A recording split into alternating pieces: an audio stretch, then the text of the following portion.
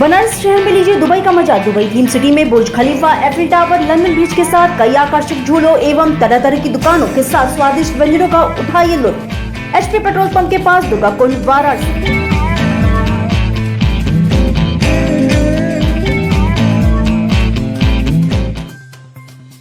जिले में 2 अलग अलग हादसों में 2 लोगों की मौत हो गई, वहीं एक बालक घायल हो गया। फूलपुर थाना के रघुनाथपुर मोड़ के समीप हाईवे पर ट्रेलर ने मोपेड से जा रहे पिता पुत्र को टक्कर मार दी। इससे पिता की मौत हो गई, वहीं पुत्र घायल हो गया। घटना से नाराज ग्रामीणों ने चक्का जाम कर विरोध प्रदर्शन किया। दूसरी घटना रिंग रोड पर हुई। वृद्ध जितानु राजभर टहलने के लिए रिंग रोड पर निकले थे, उसी दौरान किसी वाहन ने टक्कर मार दी, इससे उनकी मौत हो गई। रामनगर थाना के टेंगरा मोड़ के समीप शुक्रवार की शाम सड़क पर जा रही ब्रेजा कार में अचानक आग लग गई। इससे अफरा तफरी मच गई। समीप मौजूद पुलिस वाले मूक दर्शक बने रहे। बताया जा रहा है कि चालक कार लेकर कहीं जा रहा था। टेंगरा मोड़ के समीप कार में अचानक आग लग गई। जब तक वह कुछ समझ पाता तब तक कार धू धू कर जलने लगी। चिड़ेगांव बराई गांव के सामने रिंग रोड पर ट्रैक्टर ने ऑटो में टक्कर मार दी। इससे ऑटो चालक दशमी मौर्य घायल हो गए। घायल को पीआरबी 112 के पुलिस कर्मियों ने इलाज के लिए पीएससी पहुंचाया। जालूपुर निवासी दशमी मौर्य रिंग रोड से अपने ऑटो से जालूपुर घर जा रहे थे। बराई गांव के सामने ट्रैक्टर ने ऑटो में धक्का मारते हुए भाग गया। शहर में 5 सड़कों का चौड़ीकरण किया जा रहा है। इसके दायरे में आने वाली निजी जमीनों का भी मुआवजा दिया जाएगा। इसको लेकर गुरुवार को शासन से हरी झंडी मिल गई। इसके बाद 2700 भूस्वामियों को मुआवजा देने का रास्ता साफ हो गया है। लोक निर्माण विभाग की ओर से सड़क चौड़ीकरण के दायरे में आने वाले निजी भवनों का भी मुआवजा दिया जा रहा था। जमीन के मुआवजे के लिए शासन से मंजूरी का इंतजार था। शासन स्तर से हरी झंडी मिल गई है। नगर की समस्याओं को लेकर नगर आयुक्त से शुक्रवार को मिलने पहुंचे वाराणसी व्यापार मंडल के प्रतिनिधिमंडल नगर निगम पहुंचा। नगर निगम में नगर आयुक्त की गैर मौजूदगी में प्रतिनिधिमंडल ने अपर नगर आयुक्त से मुलाकात किया। इस दौरान अपनी मांग पत्र को सौंपते हुए व्यापारी नेताओं ने नगर की समस्याओं को दूर करने और शहर में वेंडिंग जोन की लिस्ट व्यापारी संगठन को सौंपने की मांग की। बन रही है तो उससे ऊपर नीचे चढ़ने में उनको कुछ दिक्कतें होंगी, तो वो चाह रहे थे ग्राउंड फ्लोर में बैक साइड में कुछ दुकानें बना दी जाएँ जो खाली स्थान है, ताकि उनका दुकानें भी चल सके और उनको सुविधा भी रहे। और इसके साथ साथ उन्होंने अपना ज्ञापन भी दिया है जिसमें उन्होंने स्ट्रीट लाइट ना जलने के संबंध में अवगत कराया है। साथ ही जो जुर्माना होता है गंदगी फैलाने का, तो ठेले वालों पे ना होके पीछे दुकानदारों पे हो रहा है। इसके संबंध में वेंडिंग जोन जो खाली है हमारे, उसकी सूची मांगी है ताकि वो अपना अलॉटमेंट वहाँ पे कर सकें। कौन लोग आए थे? व्यापार मंडल के पदाधिकारी थे सब।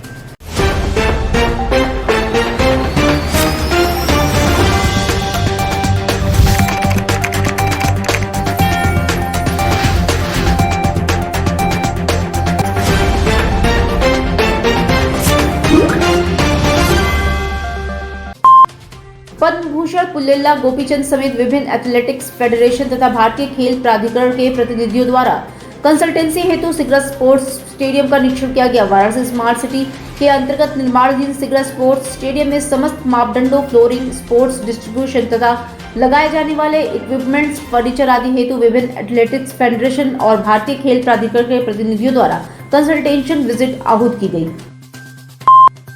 आईआईटी बीएचयू कैंपस परिसर में छात्रा से छेड़खानी के बाद विश्वविद्यालय का माहौल काफी गर्म हो गया है। गुरुवार को आईआईटी बीएचयू के छात्रों को बीएचयू और आईआईटी के बीच बाउंड्री वॉल बनाए जाने का आश्वासन दिया गया। ऐसे में जहां एक तरफ आईआईटी बीएचयू के छात्रों ने अपना विरोध समाप्त किया, तो वहीं दूसरी ओर शुक्रवार को बीएचयू के छात्रों ने विरोध प्रदर्शन शुरू कर दिया है। इसके न्याय की मांग उठते उठते कब वो मांग विश्वविद्यालय के बैठने पर आकर खड़ी हो जाती है और महामना के उन स्वप्नों को, जहां पर उन्होंने बहुविषयक आयाम के और समन्वय स्थापित करके विभिन्न आयामों के विद्यार्थी एक साथ एक परिसर में पढ़ सके, उस कल्पना को तोड़ने का जो प्रयास किया जा रहा है, उसके खिलाफ विद्यार्थी परिषद का यहाँ कार्यकर्ता खड़ा है और अपनी मांग को रख रहा है। और दूसरी बात यह है कि अगर आज आप दीवार बनाकर आईआईटी बीएचयू की छात्राओं को सुरक्षित करना चाहते हैं, तो बीएचयू के अंदर पढ़ने वाली विभिन्न संकायों की छात्राओं का सुरक्षा की जिम्मेदारी कौन लेगा? आप अपने नकारेपन को छुपाने के लिए एक दीवार खड़ी कर रहे हैं, फिर हमारी सुरक्षा का क्या होगा? तो उसी मांग को लेकर विद्यार्थी परिषद के कार्यकर्ता आज यहाँ एकत्रित हुए हैं। इससे पहले भी बीएचयू में इस तरह का हो चुका है।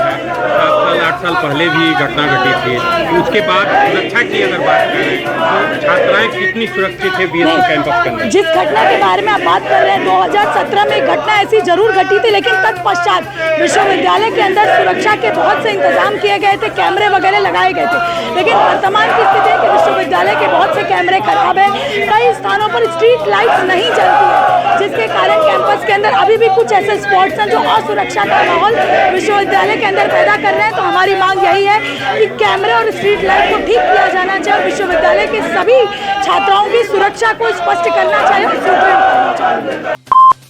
आईआईटी बीएचयू में छात्रा के साथ हुई छेड़खानी के मामले को लेकर अब बीएचयू में एक छात्र संगठन ने प्रदर्शन शुरू कर दिया है। एबीवीपी के बाद बीएचयू में एनएसयूआई के छात्रों ने विरोध प्रदर्शन करते हुए बीएचयू कुलपति का पुतला फूंका है। डीएसडब्ल्यू के बाहर एनएसयूआई के कार्यकर्ताओं और छात्र छात्राओं ने बीएचयू के कुलपति सुधीर जैन का पुतला फूंकते हुए जमकर नारेबाजी की। छात्रों ने विश्वविद्यालय प्रशासन को चेतावनी दिया कि यदि कैंपस को बांटने की कोशिश की गई तो वो बड़े आंदोलन के लिए बाध्य होंगे। उस परिसर के लिए जो पूरी तरह से सुरक्षित है, जिसका सुरक्षा का बजट करोड़ों में है, तो हम मांग कर रहे हैं कि पीड़िता को जल्द से न्याय मिले और सीसीटीवी फुटेज के आधार पर जल्द से जल्द जो दोषी है उसको गिरफ्तारी। उसके साथ ही एक दूसरा पहलू बीएचयू प्रशासन ने हम लोग बीच खड़ा कर दिया है कि आईआईटी के बीच दीवारें बनी। मुझे लगता है कि बहुत बेबुनियाद काम है, ये कहीं न कहीं पीड़िता को अन्याय देने जैसा है कि जिस तरफ हमें आगे बढ़कर दोषियों को गिरफ्तार करना चाहिए अविलंब, हम एक कौन सी बात कर रहे हैं कि दीवारें बना रहे हैं। क्या आपको लगता है दीवारें बना देने से क्या सुरक्षा व्यवस्था सही हो जाएंगी? और बीएचयू एक अलग ध्येय से बना हुआ कैंपस है जिसमें कई सारी फैकल्टीज़ हैं, सैकड़ों से अधिक डिपार्टमेंट हैं, सैकड़ों से अधिक हॉस्टल्स हैं, जिसका बंटवारा नहीं किया जा सकता है। आईआईटी बीएचयू की छात्रा के साथ छेड़खानी की घटना के 36 घंटे बाद भी छात्र छात्राओं का आक्रोश थमने का नाम नहीं ले रहा। छात्र छात्राओं का विरोध प्रदर्शन जारी है। पीड़िता को न्याय दिलाने के लिए महिला महाविद्यालय की छात्राओं ने शुक्रवार की शाम परिसर में मार्च निकाला, वहीं सिंह द्वार पर धरने पर बैठ गई। छात्राओं के आंदोलन की सूचना के बाद एसीपी भेलुपुर प्रवीण कुमार सिंह के नेतृत्व में काफी संख्या में फोर्स मौके पर पहुंच गई। ये पहले से ही लड़कियों के लिए अनसेफ रहा है। लड़कियां यहाँ सुरक्षित तौर पे आवागमन नहीं कर सकती हैं, इसलिए बीएचयू की लड़कियों ने अभी यहाँ पे एक मार्च निकाला है, न्याय मार्च, जो कि अभी आईआईटी में लड़की के साथ हुआ है।